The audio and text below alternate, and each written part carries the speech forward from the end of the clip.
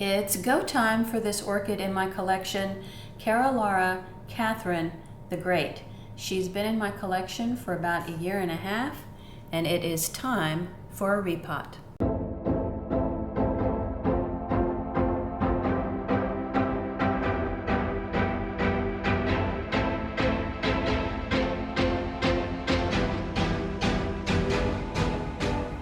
Welcome back to the Orchid Hut. My name is Dana, and thank you for joining me in this repot video for my orchid, Carolara Catherine the Great. Now that's a very fancy name, but basically this orchid is a Zygo-type orchid.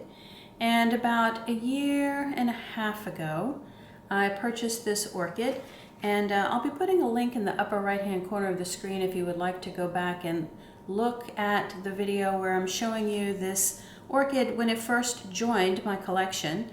I'll also insert a picture of the bloom because it was in bloom at the time when I purchased it. It has not bloomed since, but I did see what the blooms looked like.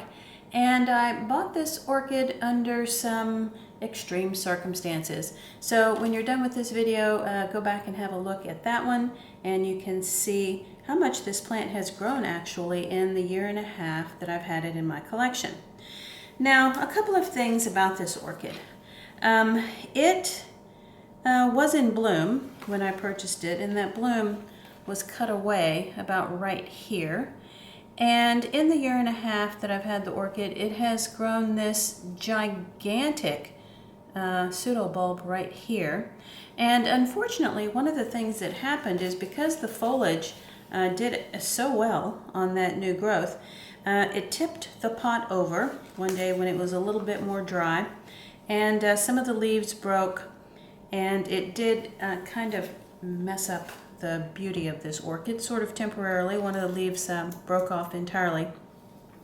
But you know, it's growing in a pot now that's really too small for the size of pseudobulbs that it's producing and for the size of leaves that it's producing. So I'm going to be putting it in something a bit larger today.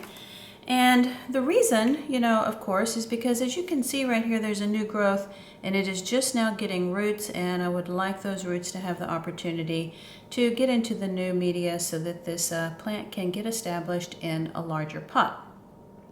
Now, because this one has not bloomed for me, I'm not entirely certain about the sequence of events here. I know the other Zygo I have in my collection actually blooms before it grows the pseudobulb in the leaves. So this new growth is putting down roots. That's my signal to repot, but I'm not sure yet if this is going to bloom for me first or just make another pseudobulb growth. We will have to wait and see on that point. Now, this particular pot is maybe not quite twice the size of the pot that this is currently in, but it is a bit taller, a bit more stable, and I have a ceramic pot that I can put this plastic one into so that this orchid does not continue to tip over when it gets dry. I did soak this, whoops, there went a leaf right in front of the camera lens. I did soak this orchid in the sink for about 30 minutes, so hopefully I'm not going to have any difficulty with the roots. It's planted, as best I can tell, in large bark chips, so that should fall away relatively easily. Not certain, of course, what I will find underneath those large bark chips because this is still the grower's setup. I have had this in my collection for about a year and a half without repotting it. That bark was very, very fresh when I purchased this orchid, so now is really the first time I'm having to deal with that. So I'm going to take the tag out and save it. It's kind of a cut tag here, a little bit skinny, but it does have the name on it. And you know, even after the soaking, these pseudobulbs are a little bit wrinkled, but what I have found is that when they just start to wrinkle, that's the signal to water, and they do plump back up. At least the younger pseudobulbs plump back up because that's where most of the root system for this orchid resides. All right, so I'm going to take a little break here. I'm going to get some paper towel out for my work surface, and I'll be right back with the repot. Okay, so let's go ahead and get started with the repot. What I have chosen today is to use some large orchid Monterey bark is the name of it, from Repot Me. This is not a mix of different types of media, but rather just larger pieces of orchid bark, which is very similar to what this orchid is potted in right now. So not making a lot of changes there. I'm going to go ahead and put that handful in the bottom of the new pot. And we're going to take this apart and see what's going on inside the pot. Now, I'm going to be extremely careful with these new little roots that are developing here as I try to pull this away. And, you know, this is also a case where I kind of have myself prepped for the pot and the type of bark that I want to use, but as I'm working with this orchid, I always have the opportunity to change my mind. And, you know, just always make sure you have a reason for changing your mind. If you want to use a different media or, you know, a different pot, you can always do that. And when I was soaking this orchid, there were a few little critters that came up from the pot that have been living in this orchid bark. And some of those drowned in the soak, which was perfectly okay. But you may actually see one or two crawling about that did not drown. And if for some reason that begins to seem too problematic, you may see me pause the video and race back to the sink to wash the critter down the drain. You know, don't necessarily want bugs in our grow space, although that does happen when you choose to bring plants into your home. Okay, now, interesting. Okay, I'm running into something I didn't expect. There is a sphagnum plug in the center of this pot. Maybe not exactly like a plug, but there is sphagnum moss in the center. So that's a bit different from what I expected. I really did expect to see large bark throughout. But in a way, that makes some sense that that's there because, you know, you need maybe something for this orchid that has a bit more moisture retention. And in fact, now that I think about it, this orchid was really able to hang on to its moisture retention longer than I would have expected just for large bark, and that's the reason why there was that sphagnum on the interior. And this orchid probably does prefer that. I was not, you know, able to see through the sides of the pot because it was a dark pot. I was just watering it based on what I saw the pseudobulbs doing. So if I saw the pseudobulbs starting to shrivel just a little bit, then I would know that that was time to water the orchid. Okay, so I'm just kind of picking away mostly bark. It's not really sticking to the roots, so that's good. I'm not hearing any roots snapping, so the soaking probably did help on that point. But it's a little bit more problematic to pull out the sphagnum down here than just have the bark fall away. So we may not even be getting too aggressive with this whole process. And you know, zygos can sometimes have a reputation for not being too keen on having themselves repotted. So I'm picking away some of the sphagnum. I'm getting away some of the, well, most of the bark pieces, I guess. But I'm not going to get real aggressive about trying to get every little thing out of this root system. There is a chance it's not going to like this disturbance. Okay. But the good news is that a new root system will be forming, and so any part of this root system that dies away, you know, the new root system is on its way. So that's really the thing that will make this be okay in the end. All right.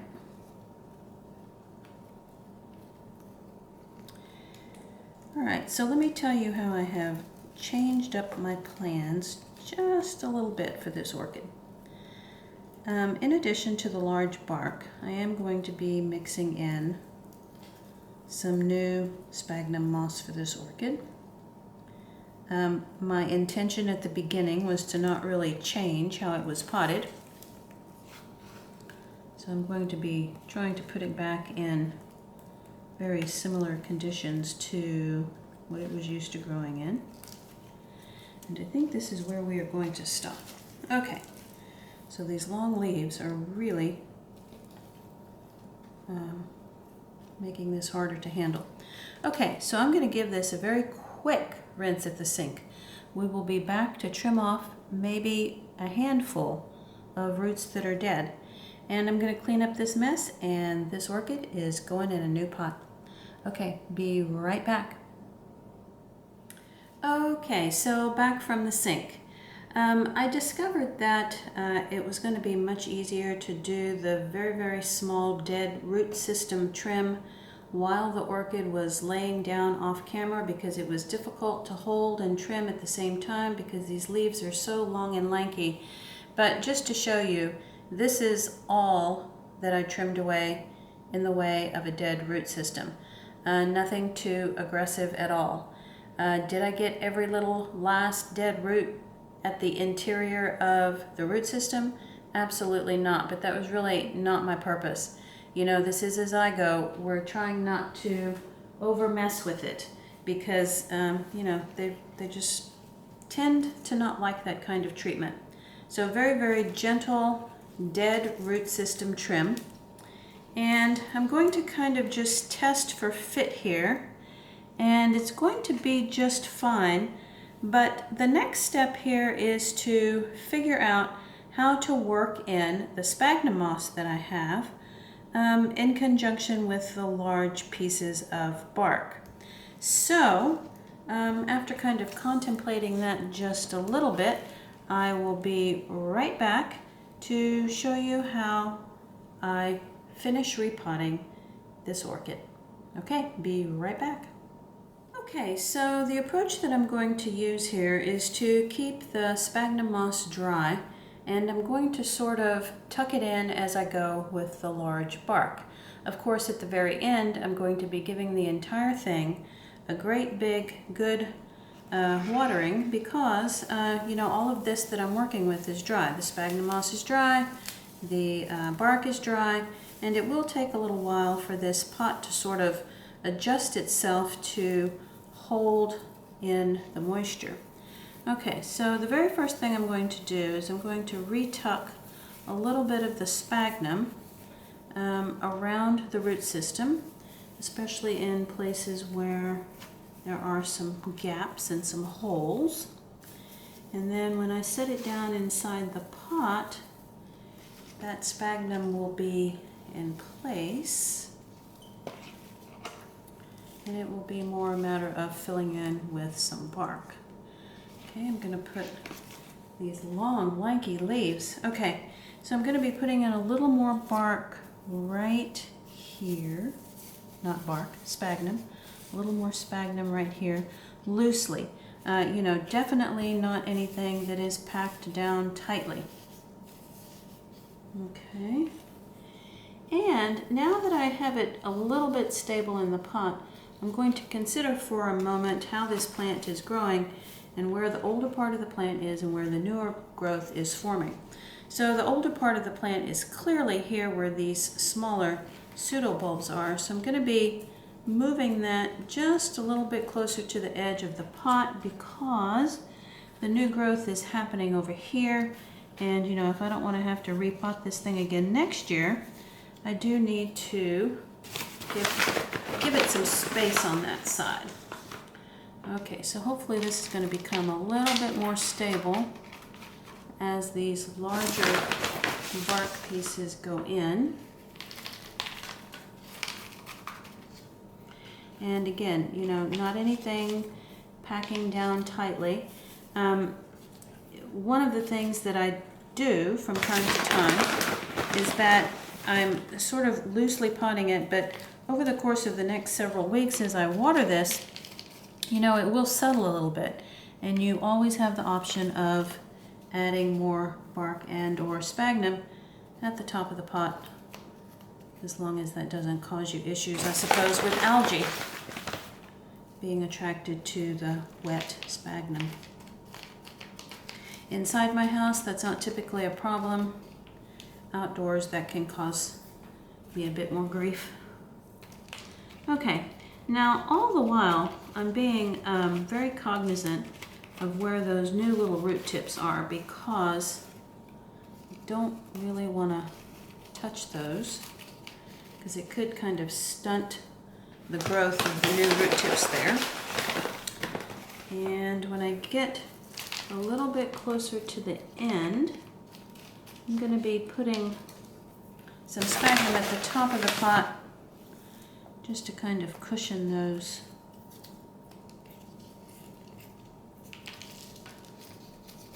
new little root tips a bit. And this is settling into the pot nicely. And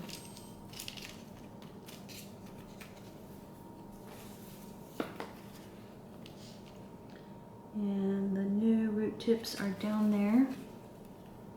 Yep, it's still there. And they're not close yet to the top of where the media is, so I'm going to put another little layer of sphagnum right there. And then finishing off the top of the pot with the final layer of bark, just to stabilize that sphagnum. And in case you're wondering, yes, I do sometimes kind of make this up as I go along on camera as I'm recording. I usually start off with a plan in my head for the repot, but things change and shift as I go along, and you sort of have to be flexible enough to know when to change your strategy, or when to maybe do something a little bit different than what you originally planned. And that's just part of, you know, learning how to be, I guess,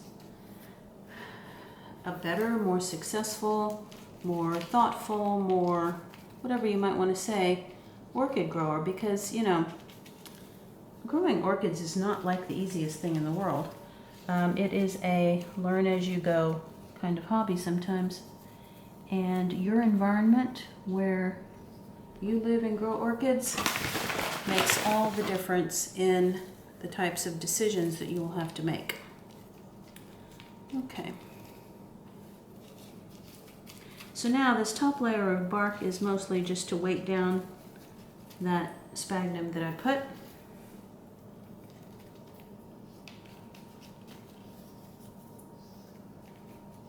And I do believe we have a repotted orchid here. Got to get the tag back. Carolara, Catherine the Great. I'm going to go water this in really well at the sink. I really hope that you enjoyed watching this video today. The subscribe button is coming up in the bottom right hand corner of the screen. Don't forget to click that thumbs up and hit that notifications bell to let you know when I've posted something new. Thank you all so much for watching, and talk to you next time.